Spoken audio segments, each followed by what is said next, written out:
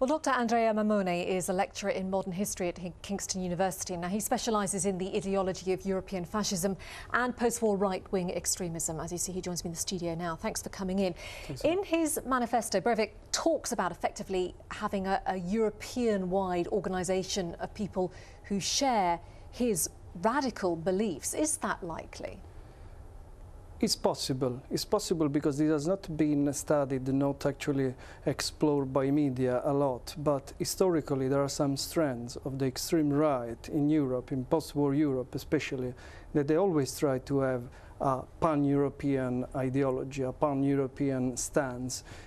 Basically, they worked towards a white Europe, which had to be a bastion against, at the time, against communism on one side and the US on the other side. So they always try to stress these pan-European identities. But this pan-European identity he's talking about is anti-Islam. It's moving Muslims out of Europe. It became because the target in the last year has been the immigrant, so the non-European immigrant, especially after the tragic radical Islamist terrorist bombing in the US and in Europe.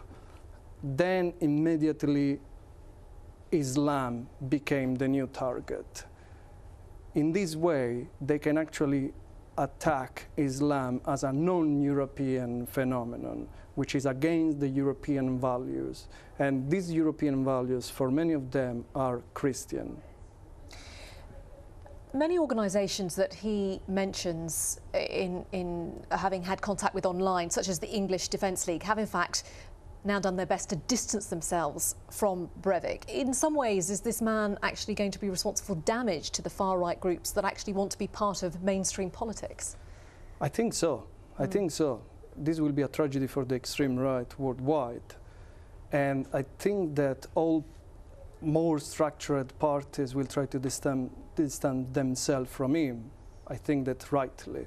And I do believe that they will never do something so terrific like this.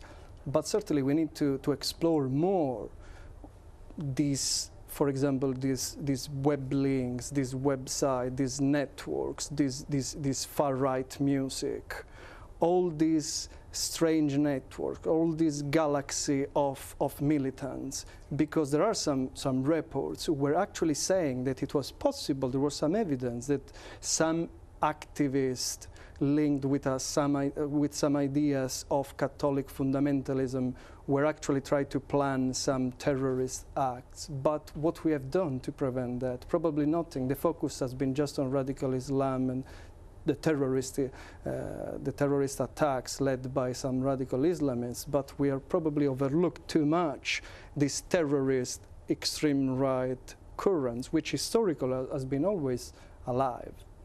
Must leave it there, but it's fascinating. Dr. Andrea Mammone, thank you so much for coming into the studio. Thank you.